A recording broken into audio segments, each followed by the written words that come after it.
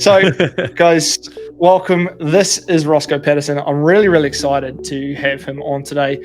What you will get from this video and from this podcast is a clear understanding of how to minimize the working hours for busy business owners, how to engineer your current business so it flows effortlessly, and learn how to have more time enjoying the things you love doing, which is one of the reasons why we often take the risk of building our own business in the first place. And I think that's probably one of the really important things that we often forget. Now, before we do dive in with Roscoe and have him walk us through really how he took one of his clients from a 25-hour process, which to me is, that's a large portion of your week, down to an 11-minute one. So I'm really excited to hear how you've done that with your clients, what you do, and in this new technological age of, I feel like we're having the internet experience all over again with AI and functionalities and efficiency. So I'm really excited to hear your opinion on a lot of things. But can you give me an idea, like who's Roscoe? Who are you? So I have spent pretty much all of my time since I was a young fella in technology in one way, shape, form, or another. Like, I have a pretty clear memory of my dad, who's a builder, actually, interestingly. Right. He bought a Commodore 64, and he came home one day to discover his young fella had pulled apart this brand new computer that he spent thousands of dollars on, and had it spread across the table. And, I was like 5 years old, and I'm like pulling things apart, and I put it all back together and it turned back on and it works. So wow. Not like I speak the language of tech. It's my thing. Anyway, fast forward, my first business, first brick and mortar business was I had a couple of internet cafes. This was before, of course, the iPhone came out. As soon as that came out, I exited those. I've been in marketing and business and entrepreneurial ways in many different ways, and even had a startup myself over the years. But I spent the last, I think it's like 4 months just in my cave here, unpacking what I think we can do with this really cool tech that we have right now. And doing some case studies, one that you just spoke about, which is engineering tasks so they can be done like uber efficiently so we can get our time back for sure. I think I'm so excited about this. One, because I think it'll impact me personally, but like one of the biggest things I can do for clients is like, how do we get back your time? How do we make you more efficient? Just by adjusting your thinking, by giving you more energy, all those aspects. But what is interesting, looking back in hindsight, you see the invention of the internet and it came through, and rather than going, okay, cool, we have the internet, we can do more things and we can get faster at things, and we can do all this so we can work less. It was like, no, produce more. Like now we've got a chance to do more profit, more things. And I'm like, have we been smart enough to learn from that for the current business owners coming into this new world of AI, this new world of efficiencies? Will they ask better questions? Will they be like, right, okay, are we going to go for more? Or am I finally going to go, cool, can I finally get that time, that reason why I set up this business, to go and spend time with my loved ones? I recently had a son, and I'm like, there's nothing more awesome than getting out of my office, running in and having a quick 10-minute break and being like, how you going, buddy? And he's smiling away. And I'm like, will the guys make that? Can you give me some idea of the clientele that you've worked with, but more an understanding of like the problems that they're facing? It's various sort of entrepreneurs in various entrepreneurial settings, and there's things that are front of house and back of house. So there's been a couple of hundred use cases, but the main thing that's been showing up is that everything we do, we have a particular flavor of how we do it in our own businesses. Each one of you, the people you work with, they have a way in which they do things, and that way is currently mostly unconscious. It's mostly just knowledge in their head, and it's existed there for decades they've been doing this thing and they do it a particular way, and they don't even remember necessarily how they ended up doing it that way, but it's usually a series of, unfortunate events that led to them, doing invoicing a certain way or doing this a certain way, so that they don't have dramas or excess pressure or all these kind of things, these like micro distinctions that they go through. So I'm saying all of that to say that basically anything that is a task is really what I'm touching. Anything that is a complex task is the edges of what we can touch with AI. With the other superpower that I bring to the table is not just AI, but instructional design. And this is the process of understanding how to unpack something so you can get any old person to do something. And in this case, the someone to do the something can be AI, which is really cool, So that's kind of the landscape lens. You've kind of, I feel like you've encompassed things that that my clients bring across the table as challenges. Instructional design.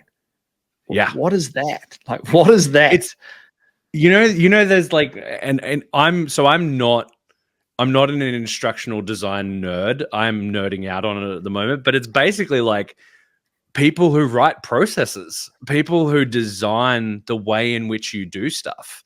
Like you think about McDonald's, for example, billion-dollar corporation run by teenagers with pimply faces, like that's a valid point. Yep.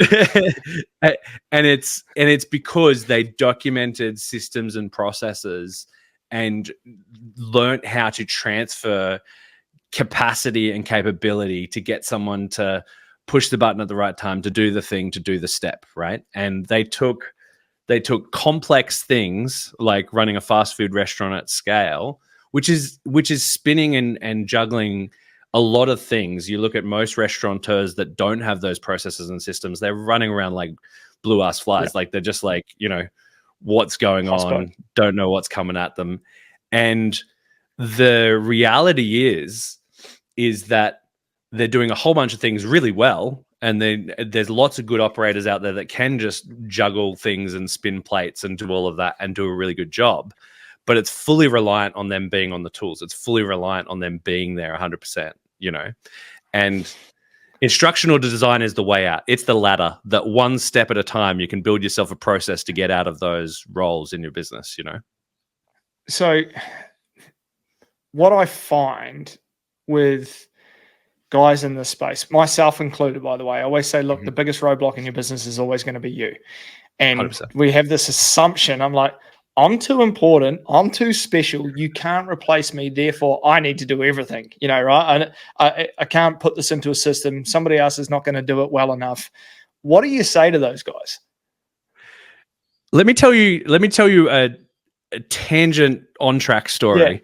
Yeah. So I had a guy that I learned a lot of instructional design off smack me in the face with something once. He said, like, how did you do that thing? And he was trying to help me unpack a bit of IP. And I'm like, oh, it was just intuition. And he's like, bullshit. Intuition doesn't exist. I'm like, what? Hold on. surely intuition, like gut feeling, like surely this stuff exists.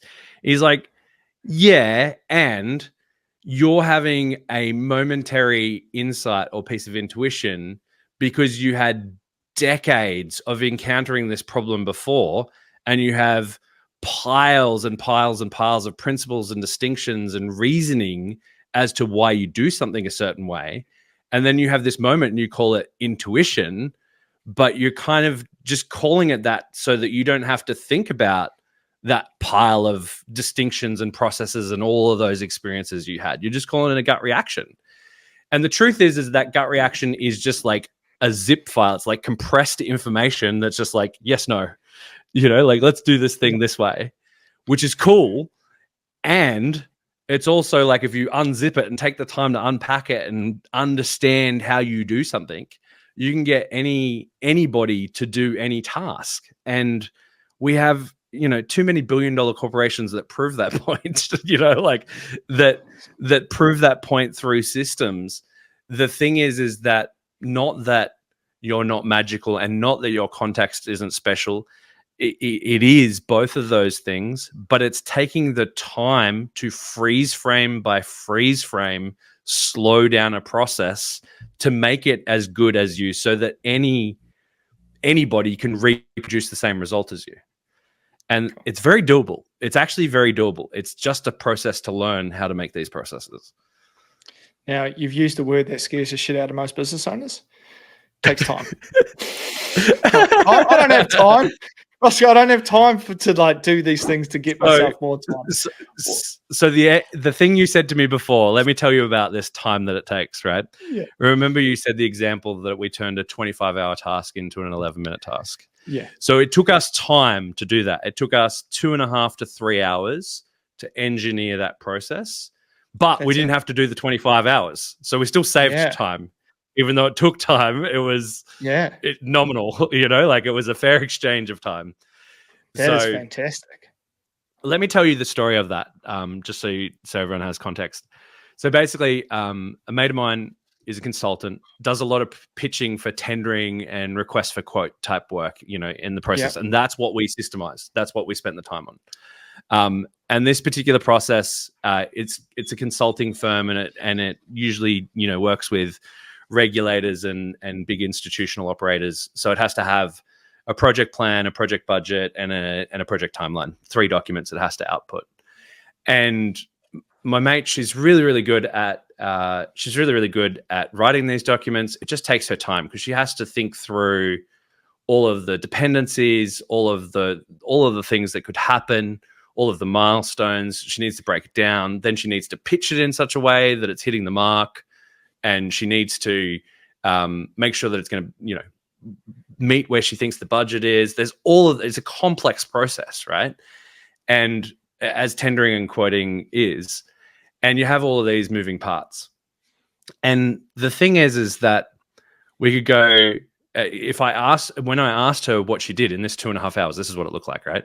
I said, okay, so walk me through it. How do you do this? Like I just did the broad ass question to begin with. And we listed all the things out that she did. And I'm like, anything else, anything else, anything else? And there was a bunch more things. And then we started to try and do it as per her list. And I was like, oh, no, I can't do that because it's missing X. Oh, no, I can't do that because it's missing Y. I have to go do this thing and this thing. And it's just this, it's literally like, it's like a process lobotomy. It's very joyful. It's like, okay. It's like getting into the weeds and going, okay, being a fuddy-duddy and going, okay, this is why I do this thing this way. This is why I send this thing this way. And it's really understanding the why of each and everything. It's understanding exactly what you're doing with each thing. It's understanding how you do it. And then what do you do next? And keeping it on that train. And it's really just unpacking things piece by piece by piece. Anyway, so the process we did with her was pull it all out, that mess. You start with a mess and you try and recreate the result with the mess by following the process. And you quickly find the gaps. But you'll also find the very next thing we found was a lot of extra steps that were actually unnecessary, that she just kept doing for years and years and years because she did it once in one proposal. And so the way you test for that is you pull things out one at a time until the process breaks. So you try and minimize it as well. So you don't just like get everything out. You also try and reduce it, boil it down, and just make it, tasty gravy, just as rich as you can, and just what you need, nothing else, So that was cool. And then we had the process clear, like in a paper model, just like a manual version going, okay, yep, that would work. That would reproduce the results. That's when we took it over to the AI, when we understood the task really clearly. We understood the clear recipe. And then we went over to AI and we were like, okay, let's start trying. And it's called prompt engineering with AI. Let's start trying to tell the AI to produce these outcomes explicitly the way we want them. And that is just like a rapid process of going, ask it to do it this way, see what it produces. It kind of produces okay results. Okay, let's change the way we ask. Let's ask it to do it this way. Do that, change it again. And it's just, dude, it's like, it's as simple as I'm saying it is. It's just work. It's just you just got to do it. It's just like a hole. You got to dig the fucking thing. It ain't digging itself. Like, And it's funny. I was going to say, has any of these conversations come to blows yet? People are like, "You just destroyed my process." Oh, bloody hell! I forgot this thing. I forgot that thing. I can understand the frustration of someone who's going, God, like the tension that builds. And I'm always talking to my guys about tension. I'm like, you're going to lean in, man. Lean into the tension because there's beautiful things that come from that. I mean, you're talking, like, I can feel the frustration rising when you're going through a process and you're like, fuck, that's right, that doesn't work. I forgot about those 11 pieces. And then to come out the other side and be like, you're holding a golden egg. You're holding the goose, really.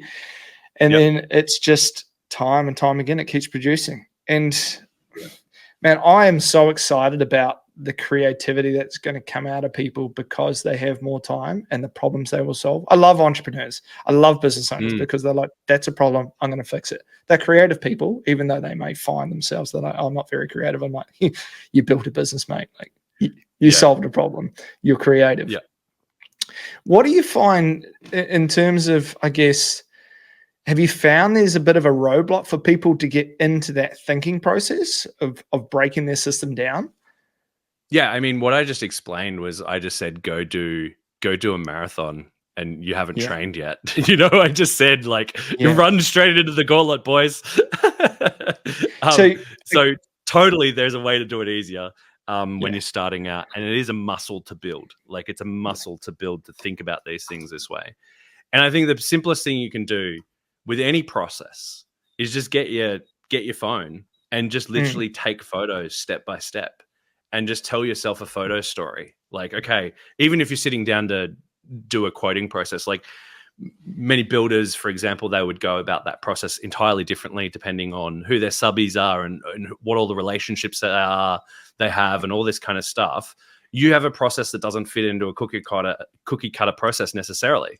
So just imagine that you're documenting, like just taking one photo at a time of each step and trying to keep it as simple as just trying to take a photo of each step. And a step is like you're doing something and then you finish doing that, now you're doing something else. And if there's anything in between the doing this and then doing this, take a photo of that too. What do I mean by that? Well, if I was going to dig a hole, I'd get the tools out of the truck. I'd put them beside the job. I'd maybe mark where I'm going to dig. So I'd take photos of how I'm doing that. Like just break it down into freeze frames. Think of it like frame by frame. And that's all a process is. It's frame by frame recreating everyone's genius. And when you think about it through like the idea of a photo, you're just literally going, okay, that's what I did. That's how I did my magic. Anyone who thinks they're too special to share what it is they do, if we took a video of them doing it and freezed every frame and then asked ourselves the question, we could probably reproduce the same result. I think you've hit on probably one of the key points in how important you are in this scenario, because you mentioned the unconscious earlier. We just go through things, and you mentioned, I mark out the hole that I'm going to dig. Most people just do that automatically and they're off. And they haven't even thought about that was a step. That was a step. And you can imagine on a much bigger scale how important your questioning is, or the process that you take people through, just to bring those thoughts from the back of the mind into the front of the mind. Oh yeah, right. You're right. At that point, that's what I did. So I can see how important it is. I was in front of a group of people talking about this recently, and there was a guy who had a screen door installation company, and we were doing a bit of a hot seat with him. And he said to me, I'm like, oh, I've had some guys that, I could never fucking get them to reproduce the results I produce or whatever. And I'm like, okay, give me the name of your worst guy ever. And he gave me the name Brady. And I'm like, okay, Brady the tradie. Okay, so now what I want you to do is I want you to invent systems that are step by step, that you capture everything. So even Brady can't screw it up. And what I love about this frame of reference is everyone's had a guy that works for them that are like, I never want any of them ever again. That's what you want to do, is you want to build it like battle-proof for the worst person you've ever hired. And when you think about a system at that level, you're starting to design for the worst common denominator kind of thing. you've kind of hit something that I find really important. I literally hopped off with one of our guys the other day. We call him the Sage. He's one of our older gentlemen. He's a smart dude. He's built a cool business. He lives a pretty beautiful life. But it's this idea of things that are built for a solution, and they usually cover like 80 to 90% of the processes that you need. Maybe it's quoting, maybe it's something. It doesn't quite nail it. And I always say, look, you're going to end up with some sort of Frankenstein. You're going to have maybe 3 or 4 different softwares that plug in that do their one thing.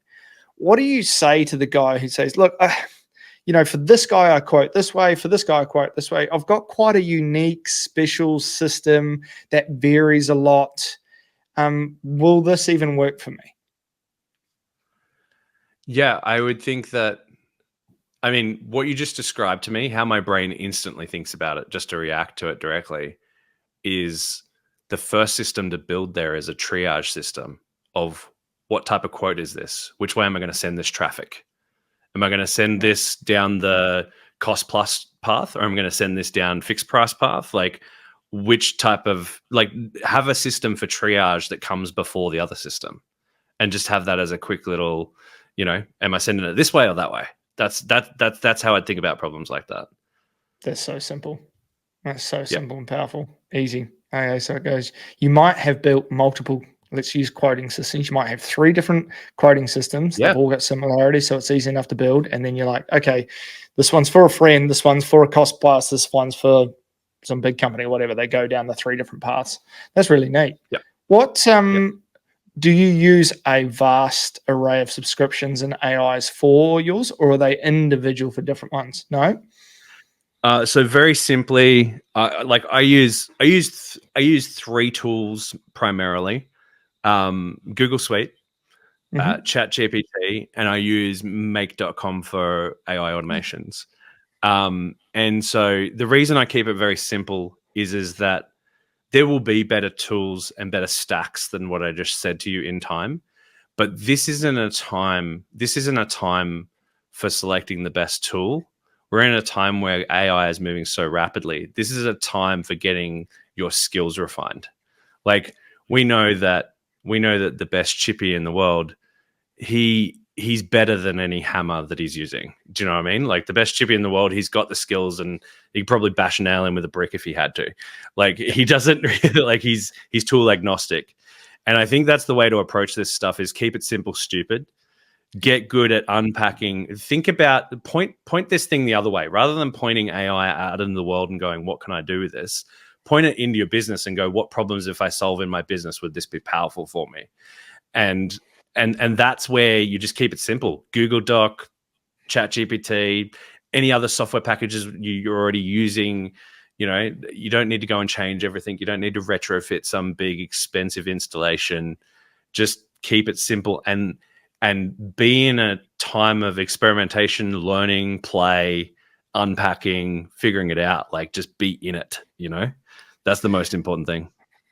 Roscoe, I think you've just relieved a huge amount of stress for a lot of people, because they're like, fuck, how do I, you're busy over here running a business. You got staff, you're doing things like, how do I keep up with all the new technology? I'm like, you don't. Wait 5 years, and then the super snazzy model comes out that you care about. We're on like iPhone version 2. Who cares if you got a 2 or a 4? No one gives a crap. Like, in reality, in hindsight. And I just love that simplicity.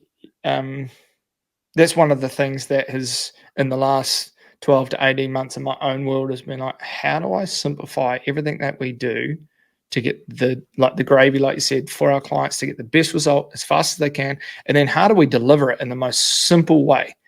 Like the most simple way. And I'm still simplifying. Like, I'm still eliminating things. I'm like, we're about to eliminate that out of the business, that out of the business, that out of the business. And then how do we, or those 5 things, what were the great things about them? How do we do that with AI? How do we solve that with AI now? Rather than, I think you're right, with people going, AI's out there, I've got to use it, I'll just start using it. Like, no. What is the problem in your business, or the thing that you would like to solve, and doing it that way? Right. I think that needs to be 70% of the attention. 70% of the attention needs to be on, like, solving problems you have right in front of you and operating your business. 20% needs to be focused on growing it, and 10% you need to allocate to like education, play, experimentation, weird bets. Like you do need to allocate a little bit of time to just fucking around and tinkering. Like, Yeah. especially thinking of it through a tinkering lens. Like you learn stuff when you treat it like a novel toy, treat it like a Lego set, you know, like treat this BizDoc like you're building your own set of Lego and your own set of instructions, and you're just kind of like recreating it from the ground up. I think that's where to play with it from. How do people kind of connect with you, find out a little bit more of what you would do would be super helpful for them in their business and getting back their time? Mainly, I mean, I've got a website, roscoe.co, Yep. rassco.co.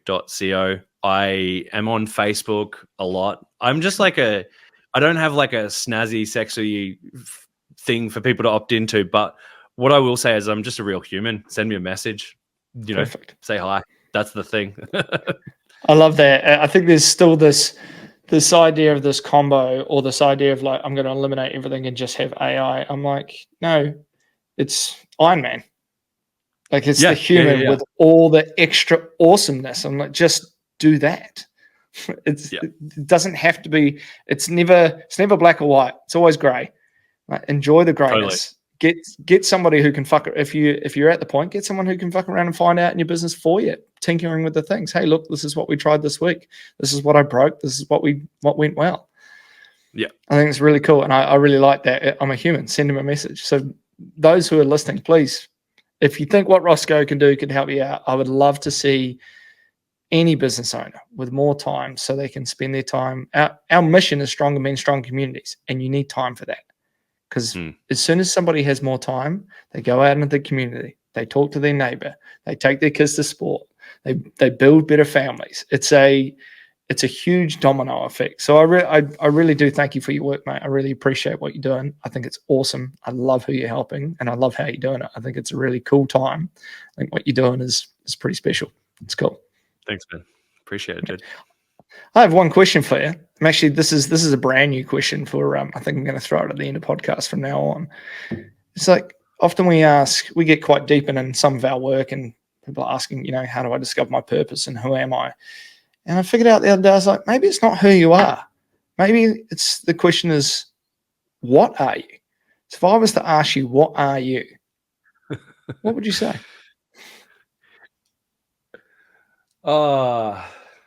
I don't know. Some days I feel like a giant psychedelic mushroom trying to understand the universe. I don't know. Yes, that's a good answer. I like that. It's a good start. What do you feel like on other days? Sorry, what was that? What do you feel like on other days when you're not the psychedelic mushroom? I don't know. Just I mean, just a big kid. Just life's an adventure. Like there's nothing better than just, you know, doing stuff you haven't done before. Like I've got a bunch of mates and we hang out and we do stuff together, and we just started this practice where we will do something random for a few weeks together. So we're getting a basketball coach to coach us in basketball for like 4 weeks, and then we'll shift to something else. Who knows? We could be doing synchronized swimming next year. I don't know, but just doing random stuff and having fun, and you know, and not trying to be too serious about it all is important. I'm glad somebody's doing it. This is one of the things we mentioned at our last event. We were in Byron Bay. You know, we started the morning with sunrise, do some warm-ups, doing some intention setting. It's all very serious stuff. Then we play a game like you're back at high school, you know, and the guys are laughing, playing around, tackling each other. It's a great time. I'm like, never, ever forget that you're here for fun. I think that's one of the 100%. Things about business. We get serious. It's like, God, got to make money, got to get more time, got to do these things, got to solve this problem. I'm like, don't forget to laugh, man. Don't forget to laugh. Yeah, enjoy it. Enjoy it. Roscoe, thank you so much for your time, mate. It's really appreciated. I can't wait to get this out and connect with the guys as well. It's going to be great.